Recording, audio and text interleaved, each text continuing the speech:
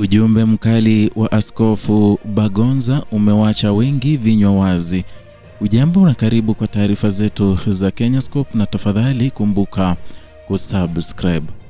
Maneno haya ya kuandikwa na mwanasiasa hayakutolewa katika mkutano wa chama wala hayakupangwa kama ilani ya upinzani, bali yalitoka kwa Askofu Bagonza ambaye ni kiongozi wa kiroho na ni jambo linaloyapa uzito wa kipekee katika historia ya mjadala wa kisiasa Tanzania.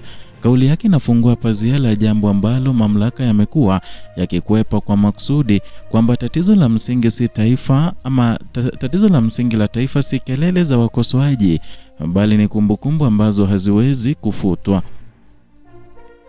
Katika maandishi yake, Askofu Bagonza anaanza kwa hoja rahisi lakini yenye mlipuko wa maana kwamba taifa lina kumbukumbu nyingi za vifo, maandamano ya maamuzi makubwa ya historia, na kila mwaka kuna tarehe ambazo haziwezi kuepukwa.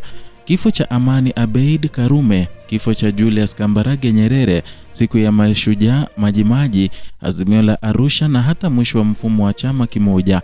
Swali analolibeba si la kihisia bali la kimuundo, kwamba tunapokumbuka tunamtonesha nani? Kwa kuuliza hivyo, Askofu Bagonza anavunja simulizi rasmi kwamba kumbukumbu ni sherehe zisizo na madhara. Anaonyesha kuwa kumbukumbu ni tendo la kisiasa na kukumbuka ni kuchagua kutotii amri ya kusahau. Ndio maana kwa mantiki yake, kama kweli taifa linataka watu wasitoneshwe, basi liache kabisa kukumbuka. Hapo ndipo anapoorodhesha kwa ukali mapendekezo yaliyofichwa mzizi wa tatizo, ambayo yalizungumzwa na makamu wa rais Daktari Nchimbi, akiwaonya watu dhidi ya kuyazungumzia na kukumbuka yale yaliyotokea mwaka jana baada ya uchaguzi mkuu. Anaandika kwamba ahadi ya kuunda tume ya maridhiano iachwe kwa sababu itatonesha, kwamba tume ya Jaji Chande iishie hapo kwa sababu italazimisha ukweli, waliojichagua na waliochaguliwa waondoke kwa sababu uwepo wao ni kumbukumbu ya mchakato unaobishaniwa, na familia zinazotafuta miili ya ndugu zao zinyamaze, mahabusu na walioko katika nyumba salama waendelee kukaa gizani, na zaidi siku za mapumziko ya kitaifa zifutwe kabisa kwa sababu zinatukumbusha maovu.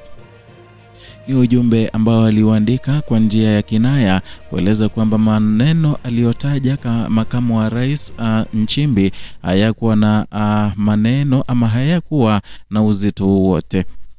Haya si mapendekezo ya kweli, ni kejeli kama ya kimaadili. Askofu Bagonza anatumia mbinu ya kufikisha ujumbe kwa kuonyesha upuzi wa mantiki ya kisiasa inayotawala, kwamba amani inalindwa kwa kusahau. Hapa ndipo maandishi yake yanapogusa kiini cha mgogoro wa utawala wa kisasa nchini Tanzania, hofu ya kumbukumbu, alivyosema Daktari Nchimbi. Katika historia ya Tanzania, kumbukumbu zimekuwa nyenzo ya kujenga taifa. Harakati ya uhuru zilitegemea kumbukumbu za unyonyaji. Ujamaa ulijengwa juu ya kumbukumbu za dhuluma za kiuchumi. Hata mageuzi ya vyama vingi yalitokana na kumbukumbu ya udhibiti wa sauti. Lakini katika miaka ya karibuni, kumbukumbu zimeanza kuchukuliwa kama hatari, na kila kumbukumbu inapofungua mlango wa uwajibikaji, mlango huo hufungwa kwa hofu. Askofu Bagonza anaenda mbali zaidi kwa kutumia mifano ya kitamaduni ya Wajaluo. Anaeleza kwamba wanaposhambuliwa na funza, suluhisho si kuficha jeraha bali ni kutonesha hadi damu itoke. Ndipo anajifunza usafi na kupona, kwamba mfano huu uliochaguliwa kwa makusudi unaelekezwa kwa majina mahususi, si kama matusi bali kama ishara ya uwajibikaji wa kihistoria. Na ujumbe ni mmoja, kwamba taifa linahitaji kuumizwa kidogo ili lipone kabisa. Hapa ndipo kauli ya Askofu Bagonza inapobadilika kutoka maandishi ya kidini na kuwa hati ya kisiasa yenye uzito wa kihistoria. Anaweka bayana kuwa bila kukumbuka, makosa hurudiwa, na bila kuumiza ukweli, uozo huendelea ndani kwa ndani.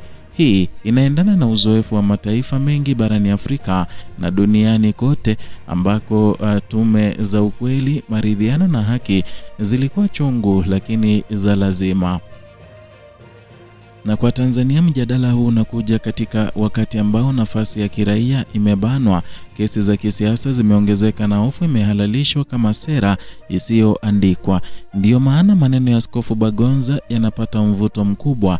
Hayatoki kwa mtu anayetafuta madaraka, bali kwa kiongozi wa maadili anayekataa kuona taifa likijidanganya. Kauli yake pia ina athari za kikanda na kimataifa. Tanzania imekuwa ikifuatiliwa na taasisi za haki za binadamu, jumuiya za kidiplomasia na wafadhili wakuu, na kila taarifa mpya kuhusu kukosekana kwa uwazi, kutoweka kwa watu na kucheleweshwa kwa haki huongeza za shinikizo la nje. Lakini Askofu Bagonza ategemei macho ya nje, anaelekeza lawama ndani, kwenye hofu ya ndani ya kukumbuka. Mwisho wa maandishi yake ni ujumbe unaobaki kichwani. Anapendekeza hata wimbo mpya wa taifa la Wajaluo wenye mstari unaosema Oktoba 29 haitarudiwa tena. Hii si kauli ya kikabila, ni kauli ya kumbukumbu ya tarehe ambayo inawakilisha jeraha la kisiasa. Ni wito wa kuwapa mbele ya historia kwamba makosa hayatarudiwa kwa sababu yamekiriwa, si kwa sababu yamesahauliwa. Maneno ya Askofu Bagonza yanaacha taifa likiwa katika hali ya kutotulia. Yanatulazimisha kukiri kuwa ukimya si suluhisho, hofu si sera, kusahau si uponyaji. Tanzania ikichagua kuendelea kukimbia kumbukumbu zake, itaridhi kizazi kinachouliza maswali kwa hasira zaidi, lakini ikichagua kutonesha sasa, inaweza kuokoa kesho. Na katika historia ya mataifa, sauti za mabadiliko mara nyingi hazikutoka serikalini, zilitoka kwa watu waliokataa uongo wa amani ya bandia. Askofu Bagonza amejiunga na safu hiyo ya sauti, na kama historia itakuwa muamuzi, maneno yake basi yataendelea kuuma, kwa sababu yana ukweli ambao haukuandikwa ili kufurahisha, bali ili kuokoa taifa. Ni hayo tuliokuandalia kutoka hapa Kenyascope, channel yako pendwa inaokuletea taarifa hizi moja kwa moja bila kupindisha wala kuegemea upande wowote. Nazidi kuwa nasi, nazidi kutupa support yako kila wakati kwa kusubscribe, kulike na kushare video zetu, ili tuweze kuwafikia ndugu, jamaa na marafiki, na wote ambao hawajapokea taarifa hizi, haswa hawajapokea ujumbe huu kutoka kwa Bagonza. Na vile waweza kuwa nambari 1 kupata ama kupokea taarifa zetu, kwani unachostahili kufanya ni kugonga alama ya kengele ili uweze kuwa wa kwanza kupokea taarifa hizi pindi tu tunapozileta, maana itakuwa na kutumia notification ama alerts kila wakati tunapoweka video mpya.